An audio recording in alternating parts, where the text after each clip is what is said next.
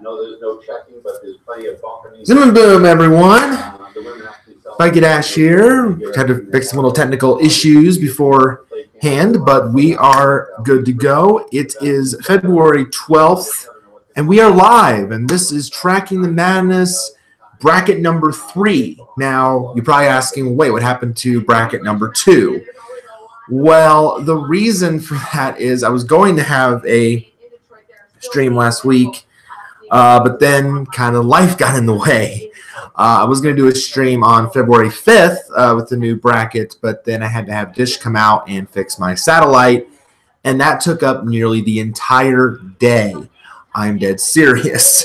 It nearly took up the entire amount of time, so I really never had a chance to stream that night because it took a good 5-6 hour chunk of the day just to get my satellite working again.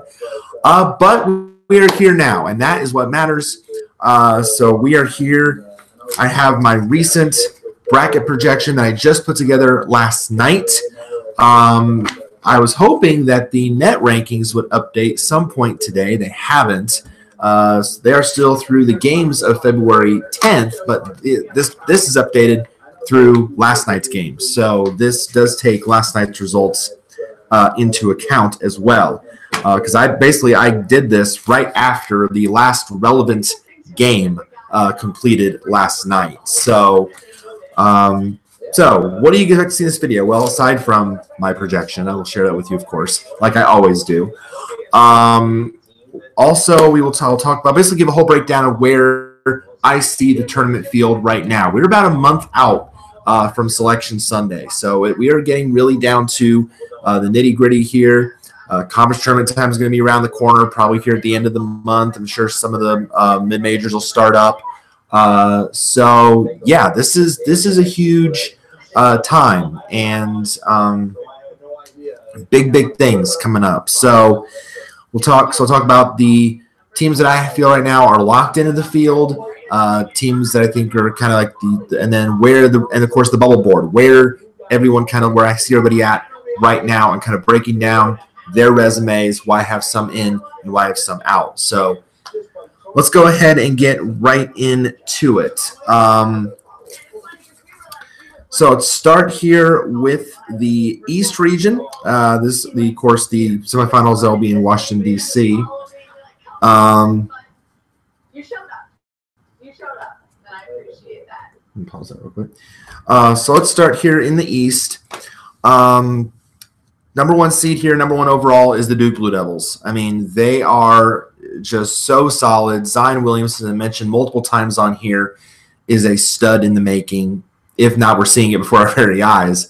Duke had a really good win over Virginia last week in Charlottesville, so that was huge for them. 21-2 record. They right now would be at the automatic spot from the ACC. They're not. The interesting thing about Duke, they're not number 1 in the net, but they are, and they're not even number 1 ranked team. That would be number 1 ranked team in the net is Gonzaga. Number 1 team ranked in the country is Tennessee. But I just feel like Duke is the most solid team all around. Not knocking how good Gonzaga and Tennessee are; they're both very good teams. But I just feel like, as tough as that is, because I don't like Duke. I can't deny the fact that they are all around a very solid basketball team. So they are the overall number 1 in my opinion. I have them taking on Bucknell, the 16. Bucknell being the Patriot League has pretty much led that now for most of the year. They've really kind of taken off of late. Lehigh led it for a brief time, but now Bucknell's in that top spot, 17-8 overall record. 8-9 here, 2 teams that I have currently safely above the cut line, certainly not locked yet, but they are very close. The 8 seed here is Ohio State. Buckeyes 16-7 out of the Big Ten, taking on Texas, a very good Texas team, kind of underrated at 14-10, but Texas has a lot of very good wins on its profile. If I take a look here at both of these teams, you look at Ohio State, 6-6 conference record, in the Big Ten, so right at 500, 16-7 overall. a net of 38, and a strength of schedule at 53. Now, they do have 4 wins over Quadrant 1 teams, so that's really a lot better than a lot of these kind of teams above the cut line can say, which is why Ohio State's in a lot better position than most. And they have a really good record on the road at 5-3. They also have 2 wins over teams that I have in the tournament right now, beating Cincinnati, which is a really good win, looks better all the time, and they beat Indiana. And they have no bad losses weighing this profile down. So that also very much helps Ohio State's cause right now, so which is why they're above the cut line. Then you look at a team like Texas. Texas, I think, is also in a really good position. I mean, their record could use improvement, but Texas looks really good on paper. Yeah, they're 6-5 in the Big 12, and that 14-10 record isn't great. But you look at everything else here with Texas, and you see a tournament team, a net of 33, the 6th toughest strength of schedule in the country, 4 Quadrant 1 wins, 8-9 against Quadrants 1 and 2. Now, that 2-5 road record is a little bit troubling, but then you look here, they have 6 wins over teams that I have in the tournament right now. North Carolina, they beat my Purdue Boilermakers. Kansas State, Oklahoma, Kansas, and Basecom. They have beaten those 6 teams. The only bad loss on the profile was to Radford, but really think about it, Radford's really not that bad a loss because Radford's leading the Big South. So, yes, in terms of the net, it's a bad loss, but really it's not because of the fact that Radford would also be in the tournament if the season ended today. So if you think about it, Texas is looking pretty good. Chuck Smart's done a nice job there, and Texas, to me, is a 9 in number only. I think it's only because of their record. Texas, to me, looks like a tournament team right now. They could be very dangerous. 5 seed in the East, Villanova. I mean, the Wildcats, let's face it, even though I don't like them, they're good. What more can I say? They're a really good team. Jay Wright always does a nice job at Villanova. 19-5 record. They did lose a tough game to Marquette a couple nights ago, but it only shows you how good Marquette is and how they could eventually challenge Villanova for the Big East, not only the regular season title, but maybe the tournament title as well. I have them taking on Davidson. The A10 race is kind of heating up a bit. It's kind of going down to 2 teams because Davidson and VCU are basically in a tie for first place in the Atlantic 10 at 8-2 and identical 17-6 records. But I know a lot of people took Davidson out of the field after VCU tied them, but here's the reason why I saw Davidson in the field, because Davidson beat VCU head-to-head. They have a head-to-head win over the Rams, so that is why I'm keeping Davidson in the field for now. Now, granted, if Davidson were to fall out of the top spot in the A10, they would not be in the field because their numbers are too high, and they have 3 bad losses on the profile to Wake Forest, St. Joseph's, and Massachusetts. So, with that being said, they're in the field for now, but only because of the fact they are A, tied for first in the conference, and B, have a head-to-head win over VCU. Although I have VCU in the field right now as one of my last 4 buys in the field. But Davidson is in right now as the 12 seed out of the A10. 4 seed, Louisville. Cardinals, again, very solid this year, 17-7 record. I think Louisville is one of my locks. I'll also mention Duke is one of my locks. Villanova to me is a lock. Louisville to me is a lock. Again, 5 wins over Quadrant 1 teams, 8 wins over 1 and 2. No bad losses. Numbers love them. This is a very good Louisville team. To me, they're in the field. I've taken on the 13th seed Hofstra. Really good team out of the Colonial. For a time, had the nation's longest winning streak at 17 straight games. That was snapped, but that's been their only conference loss was to Northeastern. But 21-4 record, 51 rating in the net. They do have 1 bad loss on the profile. But the interesting thing is, were Hofstra not to win the Colonial, would they get an at-large? I would say no. Just on the fact that they have a bad loss on the profile to Marshall, and the fact that they really have no wins over tournament teams. So and a really bad strength of schedule at 243. So even though Hofstra has a great record, there's not enough here to warrant a look at an at-large spot if they don't win the Colonial tournament. So I think Hofstra is going to have to still win the Colonial tournament to be in the field. Bottom half of the East, 6th seed, Kansas State. I think Kansas State is a lock, and I know some people, like there are other projectionists out there that don't agree with that. I think Kansas State is solidly in this field. They're leading the conference right now at 8-2 outright. Like they're ahead of Kansas by like a full game, which is impressive. 18-5 in overall record. The numbers are great. 5 wins over quadrant 1 teams, 9 over if you look at quadrant 1 and 2, and they have also 6 wins over teams that have in the tournament right now. And those are all from the Big 12, and those are all top tier teams in the Big 12, and no bad losses. To me, Kansas State is looking very impressive. This team not only can put up points, but they win games. They can also win games with defense. We saw during their tournament run last year before they lost to Loyola. They can wear you down and wear you out. So they are very impressive. Another very impressive year for them. Kansas State, to me, lock them up. They're in the field. And I would have them taking on one of the play-in winners in Dayton here on the 11 line. These are my last 2 teams in the field right now. Indiana and Clemson. Those, yes, Clemson, welcome to the field. Clemson has been very impressive over these past couple weeks. Let's take a look, though, at each of these profiles and see why I have them in the field.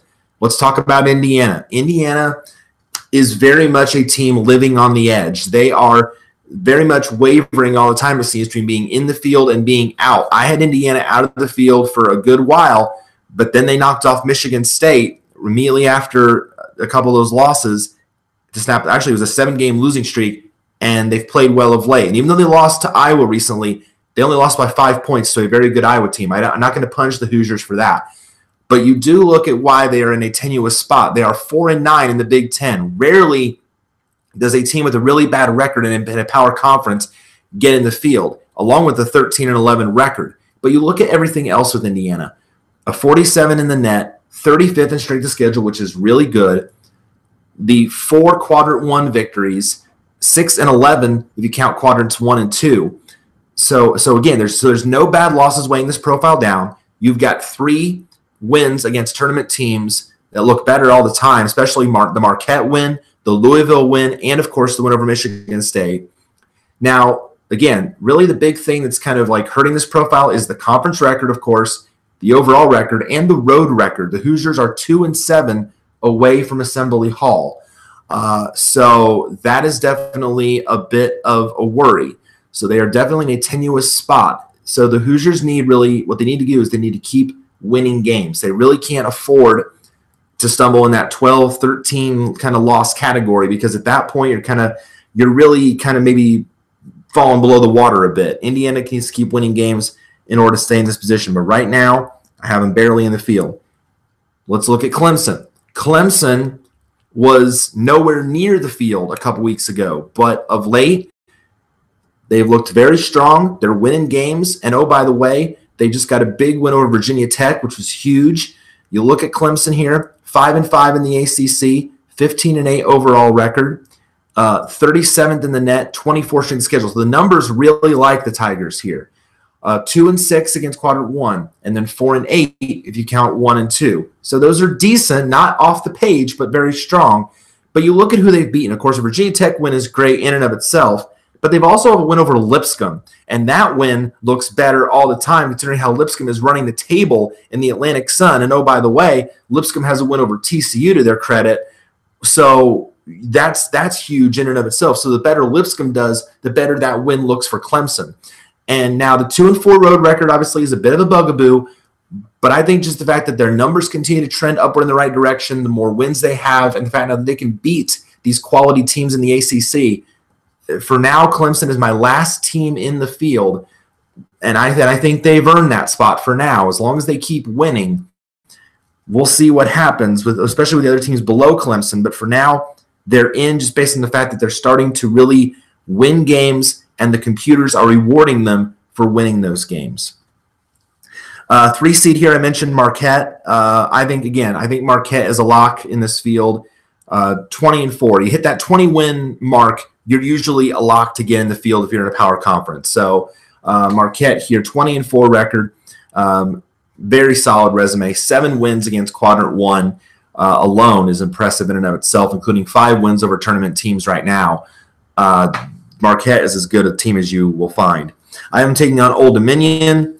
The Monarchs leading Conference USA with a 20-6 record right now. They have led for much of the way of late. North Texas was kind of battling them for a while for this lead, but now ODU has pretty much held on to it for a good solid amount of time.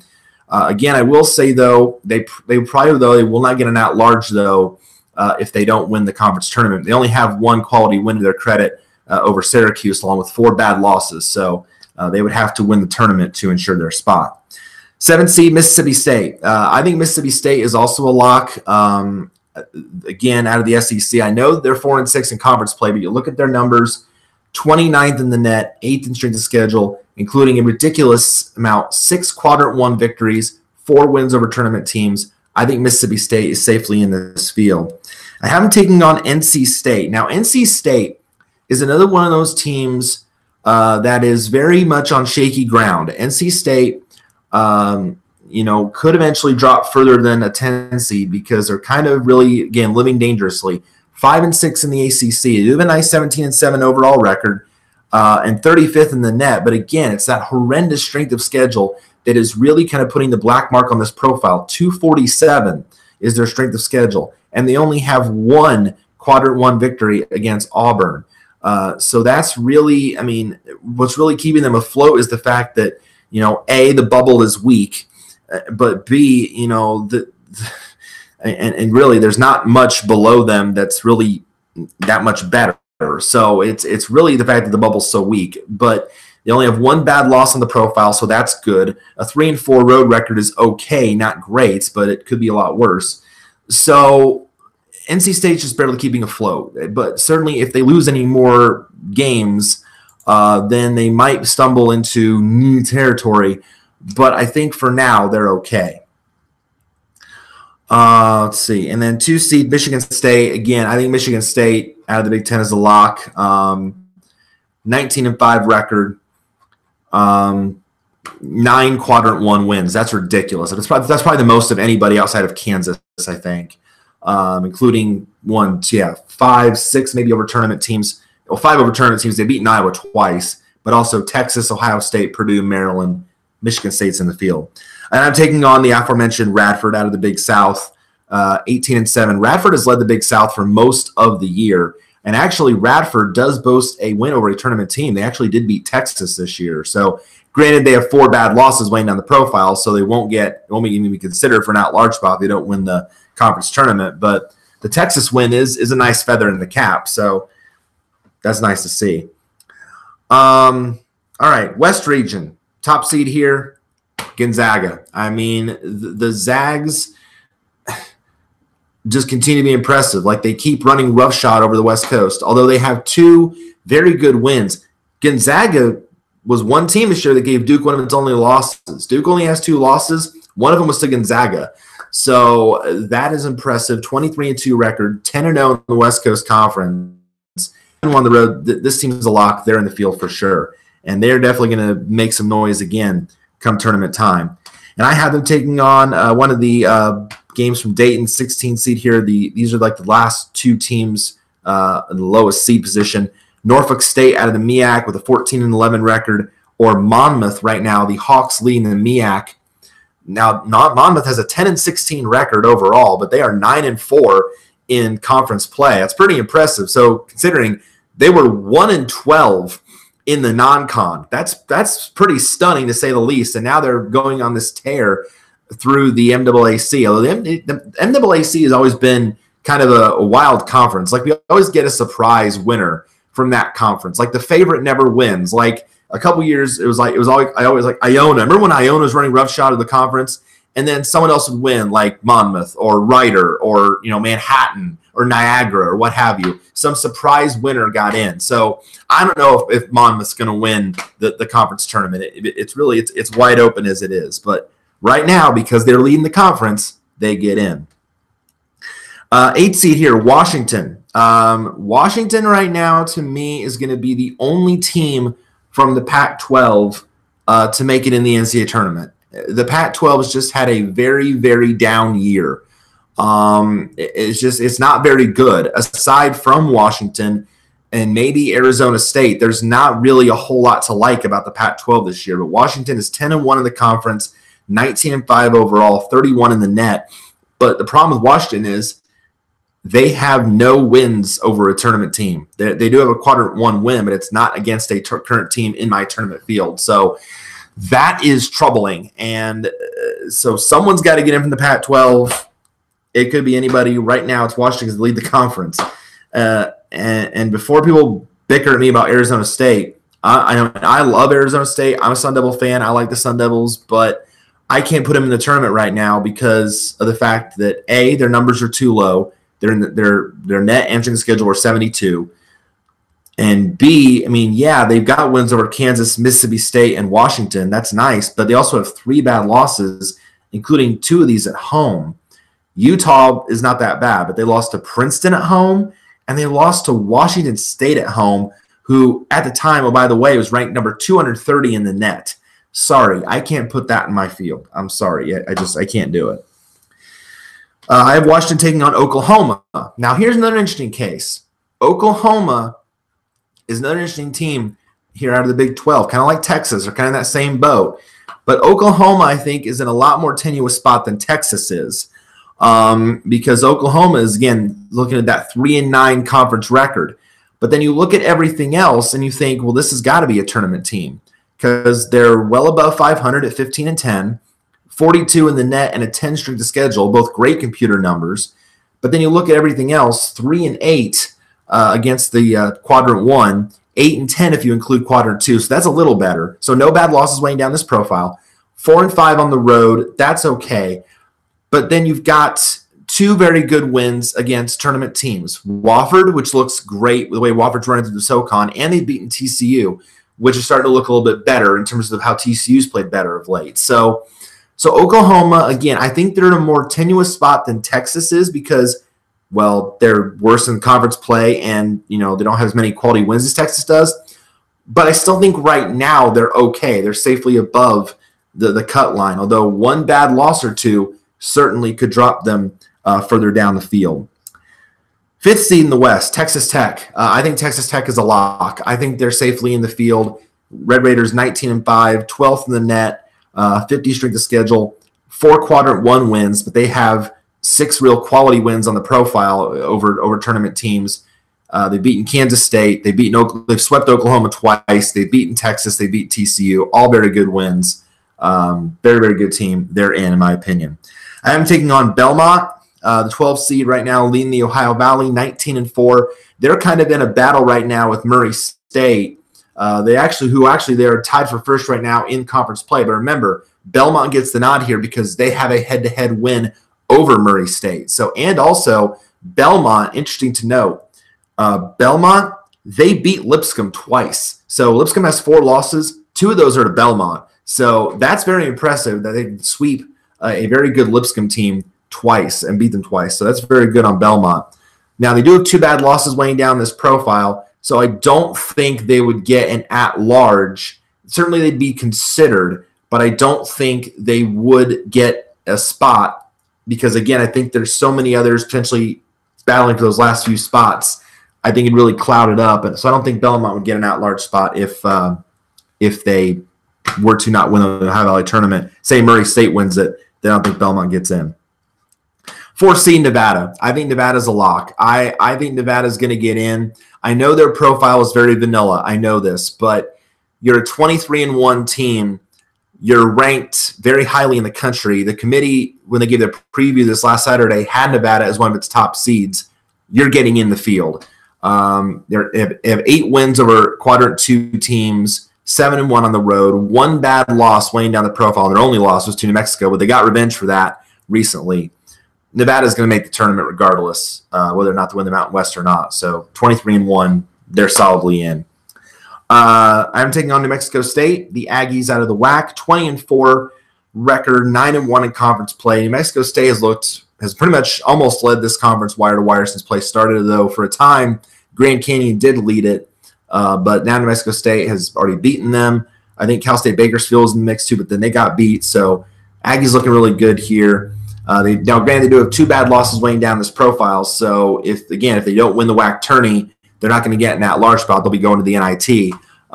But for now, looking very good. They are in the field. 6th seed, Florida State. Florida State, I think, do I have them? Let's see. Do I have them as a lock? Yeah, I think Florida State's in. I think Florida State's a lock. I know some people don't have them in yet as a lock. I think Florida State is in for sure. 18-5 overall record. Again, the computer numbers are really good here. 25th in the net, 34th in strength of schedule. 4 quadrant 1 victories. LSU, Purdue, Syracuse, Louisville. 4 really solid wins and only 1 bad loss to Boston College, weighing this profile down. Although really, that's a very close to not being a bad loss because Boston College's net is at 136, and they lost at Boston College, and 135 is still a quadrant 2 loss. So if Boston College starts moving up, then that bad loss gets wiped from Florida State's slate. So I think Florida State is definitely in the field. I think they're going to be safe on Selection Sunday. I have them taking on Minnesota. Now, Minnesota is one of my last 4 buys. Minnesota is, again, kind of in a real tenuous spot. But I would think that Minnesota looks a lot better than some of the other teams in kind of this zone. I agree with Richard Pitino when he says that Minnesota should not be ranked 58th in the net. I agree with him. I mean, yes, granted they are below 500 in the Big Ten, but they're only 6-7 and a 16-8 record. And now maybe the only bugaboo is that they're 1-6 away from home, away from the barn. They're 1-6, so that's obviously a bit draining on this profile. But you look at who they've beaten. They've beaten Washington, the best team in the Pac-12. They beat Wisconsin, and they beat Iowa, 2 teams in the field. The only loss they have, again, the same loss that Florida State has to Boston College. That's it. And yet they're not. Why are their numbers so low? I don't get that with Minnesota. But I think they're in a lot better position than some of these other teams below them, like your UCFs, your Temples, your Seton Halls, your Indianas, your Clemsons. I think they're in a lot better position than them. So right now, I'm not worrying too much about Minnesota unless they start really losing games and struggling. I'm not worrying too much about the Minnesota Golden Gophers right now. 3 seed, my Boilermakers. They're playing tonight at Maryland. I'm going to watch the game. I'm looking forward to it. Purdue is playing outside their mind right now. I'm so impressed by what my Boilermakers have done of late. 17-6 record, 10-2 in the conference play, just a half game behind Michigan. So if we win tonight, we're back with a tie for first place. We've already beaten Maryland once this year. And we have 6 wins, quadrant 1, Maryland, Iowa, Wisconsin, IU, Ohio State, Michigan State. We do have the 1 bad loss to Notre Dame, but that was on a neutral floor in the Crossroads Classic. We were struggling at the start of the year. We played really well since. Carson Edwards is finally getting help offensively. For a while, I worried that he'd be the only good offensive player on our team. But Klein is doing better. Williams is doing better. They're getting Harms involved in the middle. Eifert. I mean, they are finally getting more pieces to the puzzle offensively. And, of course, that suffocating defense that makes you work. Matt Painter's team is finally coming together at the right time and playing really good basketball. So I'm really excited about what to see from Purdue. And I hate to do this because – I hated to do this when I was making this bracket but I felt like geographically it only made sense. I have like 4 of my favorite teams that I follow. I have them in the same bracket in the West region. So this would like really tear me apart because I have Purdue playing UC Irvine, who I love. I love the Anteaters from the Big West. I mean, they're tearing it up this year. 21-5 overall record, 9-1 in conference play. A win over St. Mary's. Granted, St. Mary's not in the field right now, but that's their best win on their profile with a 47 net. 10-2 in road games. They do have 2 bad losses. So granted, UCI would not get in the field if they don't win the conference tourney. But they're just looking so solid right now. So really impressed by the Anteaters. Auburn, my 7th seed, 16-7 out of the SEC. Auburn is very close to being a lock. I think they're probably a good win or 2 away from being a lock. But again, the numbers really like the Tigers. Again, 16-7 record, 20th in the net, 32nd in schedule, and they have 6 wins against quadrant 1 and 2. They do have a win over Washington to their credit. No bad losses. Now the 1-5 road record, that kind of hurts them a bit, but I still think Auburn's looking really solid compared to other teams. I think Auburn's going to get in eventually. They won't be on should be in status for much longer. And I have them taking on VCU. VCU on my last 4 buys. I mentioned the Rams, 17-6 record, really playing good basketball of late. The numbers love the Rams, 44th in the net, 36th in schedule. They have 3 really good wins over Temple, who I have in the field right now, Hofstra, and Texas. 3 great wins. Only one bad loss to Charleston.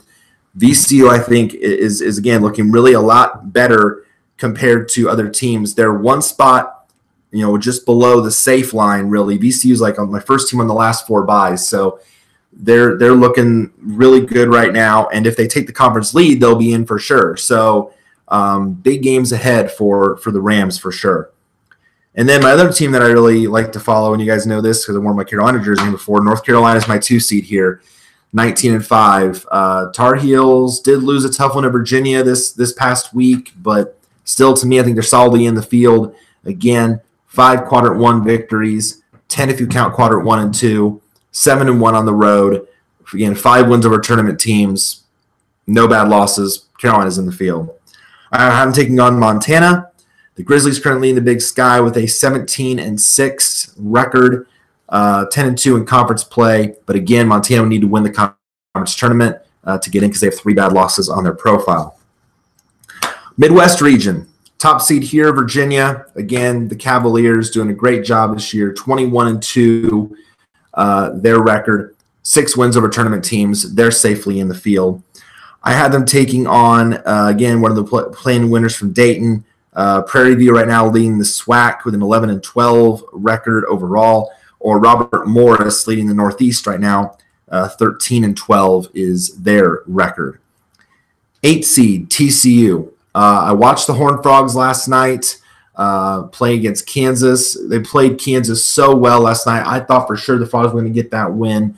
They came oh so close, but lost it in overtime. Kansas just finds a way to survive to win games. It just amazes me how like Kansas can find a way to win these tough games in the Big 12 on a night-by-night basis. But they did it. They swept the Frogs this year. So good job by Kansas. But TCU, to me, still looking like a tournament team. They have actually kind of, at first I was worried with all the players they had lost, Jalen Fisher leaving the program. I thought they were really starting to struggle. But of late, the veterans have stepped up, guys like, Desmond Bain and Alex Robinson and Kwat Noy and J.D. Miller. These guys have stepped up, and they're playing really well for Jamie Dixon's boys of late.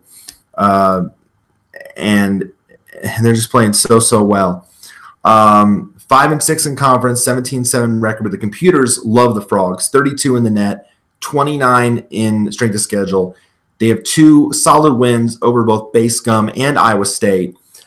The 2-5 road record, a bit of a worry, but again, TCU looking a lot better compared to other teams below them. So the Frogs right now are looking really, really good. I have them taking on Ole Miss. Ole Miss is also very close to, I think, locking up a spot in the field. For now, they're on the 9 line, but they're looking again solid compared to other teams. No bad losses weighing down their profile. 16-7 record, 36th in net. Now the 76 strength of schedule, that's a little high, but aside from that, other numbers look good. 3 wins over tournament teams, beating Auburn, Mississippi State, and Basecom. A 4-3 road record. Ole Miss's profile looks really, really, really solid. I think they're going to be in Locksville very soon if they keep on winning games.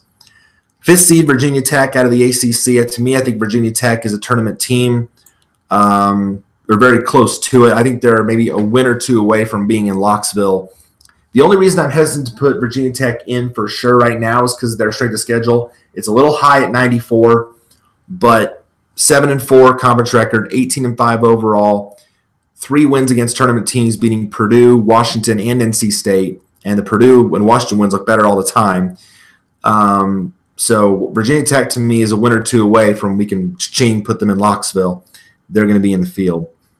Have them taking on, though, Lipscomb. And again, I talk about Lipscomb and how dangerous they are. They're going to be a very dangerous high-digit seed if they are in the tournament come Selection Sunday.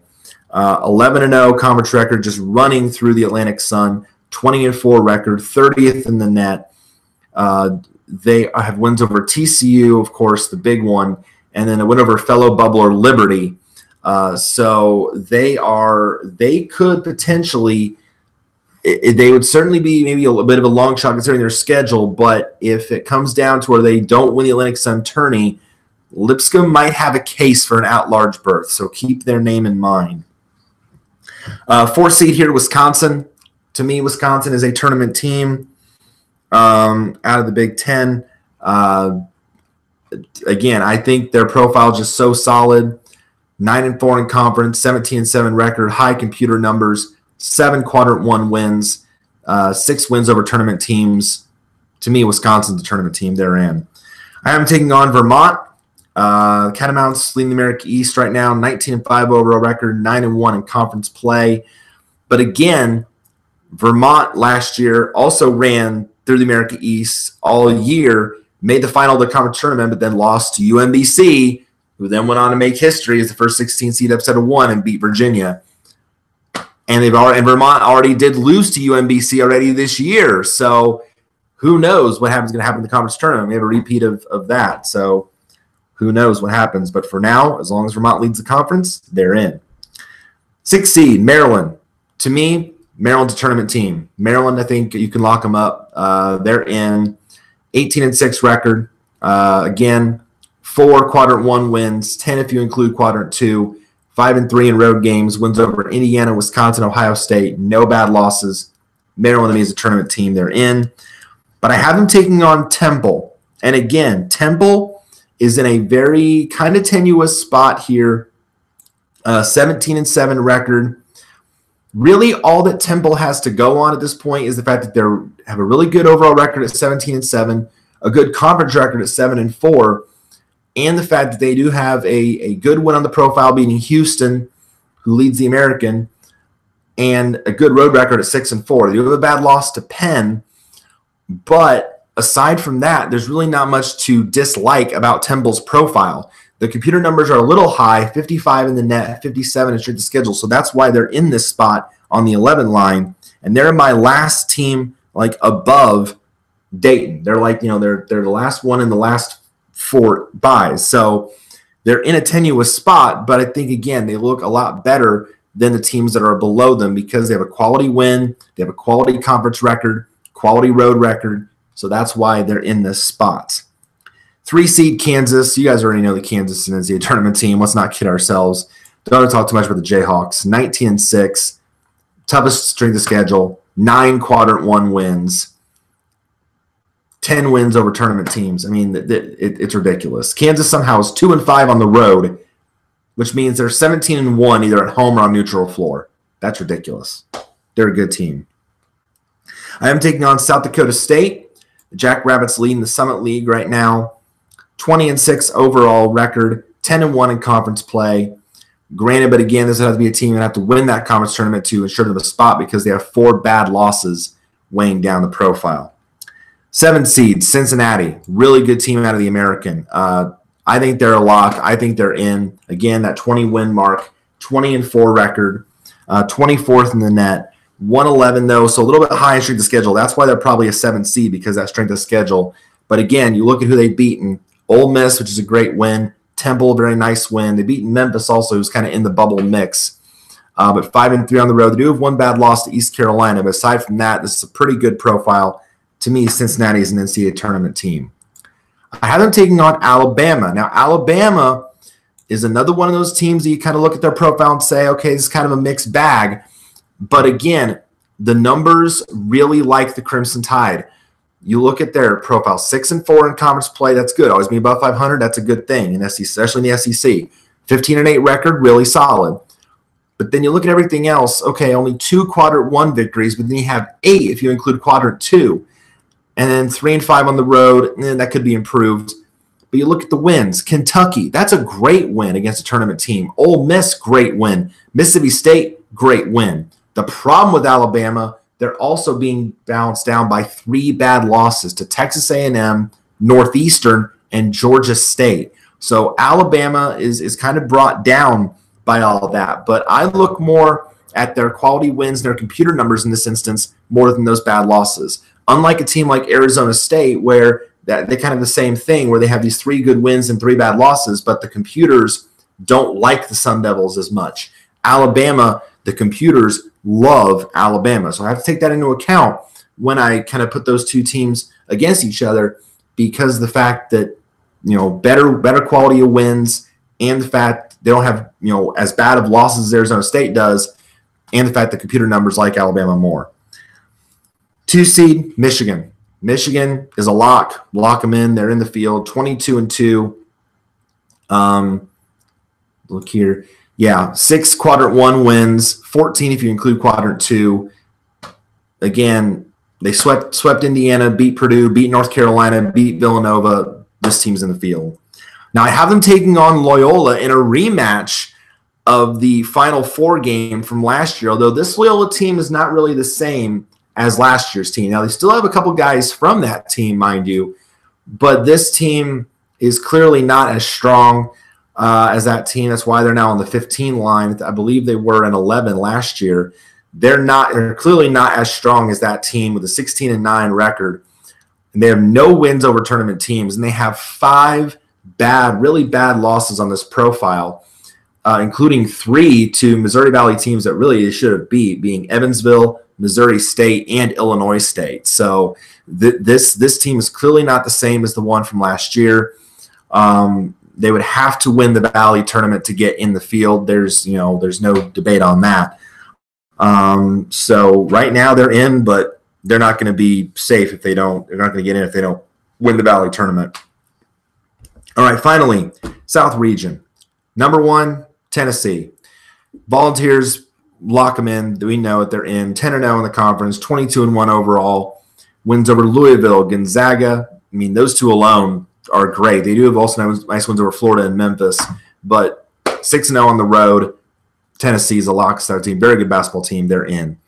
I have them taking on Sam Houston out of the Southland. Again, another team is right now perfect in conference play. The Bearcats are 11-0 in the Southland, 16-8 overall. But again, they'd have to win the conference tournament to ensure a spot because their numbers are very low. They have no wins over tournament teams. They have a bad loss to Little Rock. So, yeah, they would have to really run the table to ensure their spot. 8 seed here, as much as I hate it, Baylor, a.k.a. Bay Scum. But I can't ignore the fact they're a good team. They're also very close to locking their spot up in the field because this team is beaten. They're 7-4 in the Big 12, 16-8 overall, 34th in the net, 10 wins over quadrant 1 and 2 teams. They've beaten Iowa State, Texas Tech, they've swept Oklahoma, and they've beaten TCU. Granted, the only reason they're not a lock yet is because, again, there's still those 2 bad losses to Texas Southern and Stephen F. Austin. But eventually, if they keep winning, those are going to be an afterthought. They're going to be a memory. They're going to be safely in the field. The strength of schedule is going to go up. The numbers are going to go up. They're going to be a lock eventually. So they will not be in should be in territory for too much longer. And then the 9 seed here, who I'm taking on, Syracuse. Now, Syracuse, for a long time, I didn't have in this safe position. Syracuse, I had in that last 4 buys, last 4 in group, but Syracuse has played really well of late. They keep winning games. Their profile still looks really solid. 8-3 in the ACC, 17-7 overall. Granted, the numbers still a little low at 48th in the net and a 30 strength of schedule. But again, you look at everything else, the fact they've beaten Ohio State and that Duke win, which looks better and better by the day. Granted, they do have the 2 bad losses to Old Dominion and Georgia Tech. If you think about it, the Old Dominion loss, again, not so bad right now because Old Dominion would be in the field if the season ended today. So Syracuse to me, and a 5-1 record away from the Carrier Dome, that's huge for Syracuse. Granted, in the past, Syracuse teams were not so good on the road. Now, this one, though, really solid. So that's why Syracuse, to me, is in a much better position than Syracuse teams of the past who had to be in the play-in game in Dayton or be an 11 seed and work their way through the field. This team's looking really good.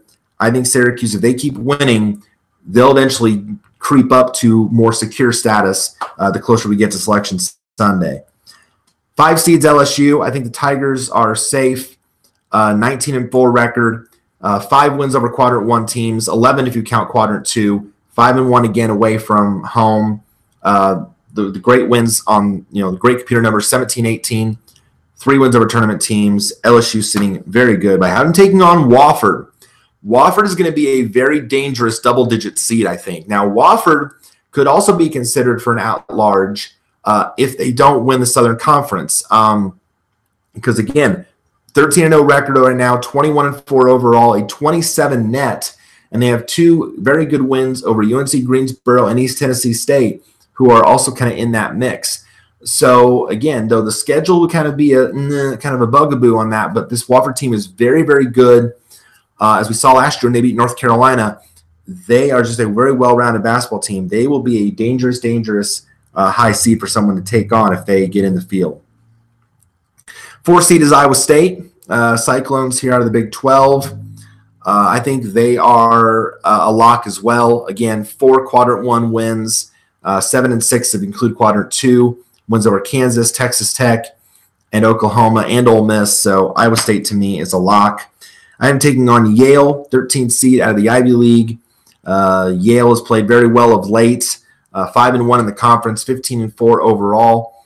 Again, the Ivy doesn't. I've never seen the Ivy get an at-large before, so the conference champ is going to, or whoever wins the 14 playoff is going to win the tournament, or get in the tournament, I should say. But Yale right now looking the best, so right now they get the nod. Bottom half, 6th seed, Iowa. To me, Iowa, you're a lock. Iowa, I think, is in the field for sure. 19-5 record, 26th in the net. A little high strength of schedule at 82, but I don't think that's going to hurt their profile any. 5 wins over quadrant 1 teams, 10 if you include quadrant 2. Wins over Iowa State, Ohio State, Michigan, which looks great, and Indiana. No bad losses. Hawks are good. They're solidly in the field. I have them taking on one of the playing winners from Dayton. So here, again, are 2 of my last 4 teams in the field. UCF. UCF, the only reason I really like UCF is because of the fact that, they have a really good record, a really good conference record. They're good on the road. They have a couple nice wins over Temple and Alabama, 2 teams that I have in the field right now. 1 bad loss to Florida Atlantic. But again, they look a lot better than other teams below them. 17-5 record, 46th in the net. Both those are really good numbers. And again, the 3-3 road record, that's good. So I like what I've seen from UCF. I've watched them play a couple times. I think for now they're in the field. Seton Hall, though. Seton Hall is in a really, really tenuous spot. Seton Hall is very much kind of a tricky resume to look at here. 5-6 in the Big East and a 14-9 record. That's kind of barely staying afloat, including a 65th in the net. So those are kind of nib. But then you look at who they've beaten. The fact that they're 9-7 in quadrant 1 and quadrant 2, that's very helpful. Granted, the 2-6 on the road, that's kind of a bugaboo. But you look who they've beaten. They've beaten Kentucky. Anytime you beat Kentucky, that's huge for your resume. And Maryland, a fellow tournament team, and then they've beaten St. John's, who's above them, safely above the line right now. Granted, not by much, but they're in. But so 3 very solid wins. They do have the 2 bad losses on the profile to St. Louis and the DePaul. But aside from that, really, really solid here than most teams.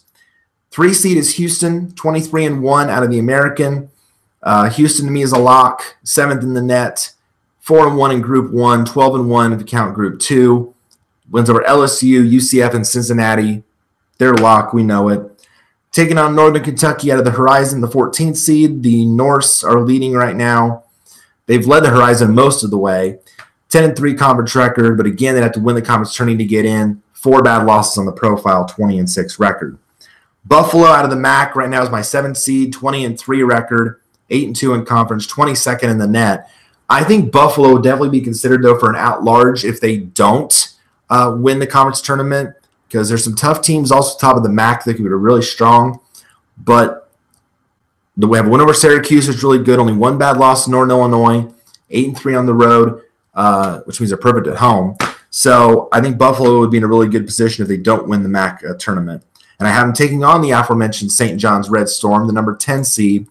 St. John's is they're weighed down by 2 bad losses to DePaul and Georgetown. But they've swept Marquette. That's going to be St. John's big card of the tournament. Hey, we swept Marquette twice.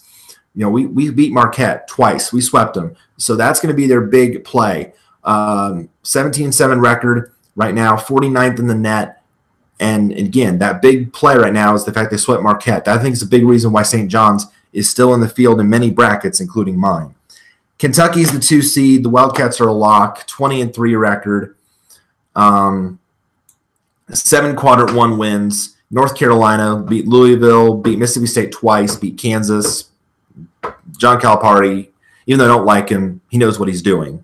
Teams in the field. And I'm taking on Texas State out of the Sun Belt. Texas State leading the conference right now with an 8-3 record in conference play, 19-5 overall. But again, 3 bad losses weighing down the profile. They would have to win the Sun Belt tournament to ensure their spot. So real quick, a look here at where everything kind of stacks up right now in terms of the bubble board. One bid leagues, I have 18 of them right now. I have 25 teams as locks, as I mentioned them. Houston, Cincinnati, Virginia, Duke, North Carolina, Louisville, Florida State, Kansas State, Iowa State, Texas Tech, Kansas, Villanova, Marquette, Michigan, Purdue, Michigan State, Maryland, Wisconsin, Iowa, Tennessee, Kentucky, LSU, Mississippi State, Gonzaga, and Nevada. Those 25 teams I feel are locks for the tournament right now. So that'd be 43 teams that would be locked in. So that means there's 25 spots up for grabs among 37 teams that I have battling that out right now. Now that includes 2 teams that I have as listed as should be in teams that aren't locked yet. That's Virginia Tech and Auburn, and the other 35 have work left to do. So the teams above the cut line are TCU, Texas, Basecom, NC State, Ole Miss, Ohio State, Oklahoma, Alabama, and Syracuse. Last 4 byes, VCU, St. John's, Minnesota, and Temple. Last 4 in, UCF, Seton Hall, Indiana, and Clemson. Now my first 4 out are Oregon, Utah State, San Francisco, and Arkansas. This is where the bubble gets really crazy because you know how weak the bubble is. We're talking about Utah State and San Francisco as first 4 out teams.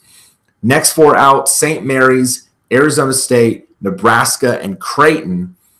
And then also considered but out of the field, UNC Greensboro, Butler, Toledo, Furman, Liberty, Murray State, South Florida, Memphis, Providence, and East Tennessee State. All right, guys, that is it for this bracket. That's it for this episode. I want to thank you guys so much for tuning in, as always, for your support on all of the content that I've put out recently. I am blown away by like the number of views that the recent just kind of like off-the-cuff videos have gotten of late, with the All-Star Game coverage, the Super Bowl stream, the AAF stream that we did with the kickoff. And we're going to do more of those to come in the future as well. I'm blown away. So I can't thank you guys enough for all your support. And it means so much to me, again, that you enjoy the content that I'm putting out there. It's kind of taking a different approach to the channel with more off the cuff, not as structured stuff that I was doing beforehand. So, but I definitely wanted to keep doing this for sure. And of course, ATSD, which you will see, by the way, tomorrow night. There will be another ATSD stream, episode 28 tomorrow. Lots of topics to address in that, by the way. Lots of big things to talk about. So we're going to have, I think, 5 big topics to discuss. So stay tuned for that tomorrow. Tomorrow will probably be, again, kind of the same window as this one, kind of the 6 o'clock, 7 o'clock window, somewhere in there. So probably geared more so either the early side, like 6, or kind of the later side, maybe like 9, maybe in the later window. We'll see. So until tomorrow night when we have ATSD episode 28, I'm Spiky Dash, and I will see you on the next stream. Zoom and boom, and God bless.